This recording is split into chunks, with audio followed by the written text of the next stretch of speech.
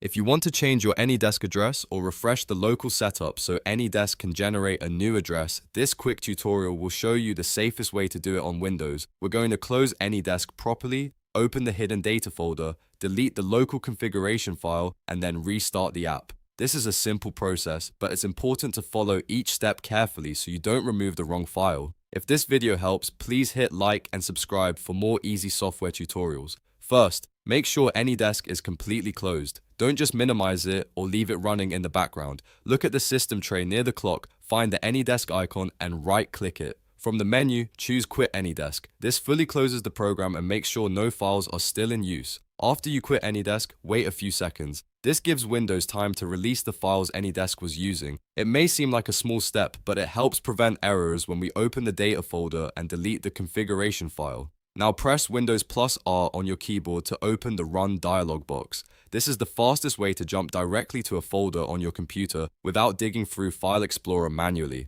In the Run box, type the following path exactly as shown: %ProgramData, %AnyDesk. Then click OK or press Enter. Windows will open the AnyDesk data folder for you. This folder contains local files and settings that AnyDesk uses on your device. Inside this folder, look for a file named service.conf. This is the configuration file we need to remove. It stores local setup information for your AnyDesk installation, and deleting it can help AnyDesk create a fresh local configuration the next time it starts. Before you delete anything, double check that the file name is service.conf. Make sure you are not deleting a different file by mistake. Once you've confirmed it, right-click the file and choose Delete. If Windows asks for permission, click Yes or confirm the action so the file can be removed. If everything was deleted correctly, you're now ready to restart AnyDesk. Open the app again and let it load completely. Once it starts up, AnyDesk will rebuild its local configuration automatically. In some cases, this can result in a refreshed local setup or a changed address behavior, depending on how the app is configured on your system. If you're following this because you're trying to fix an issue or start fresh, this method is usually the first thing to try because it's simple, fast, and doesn't require any advanced tools.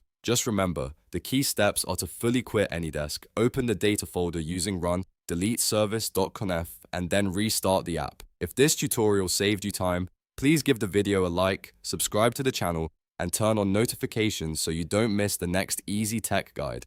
Thanks for watching, and I'll see you in the next one.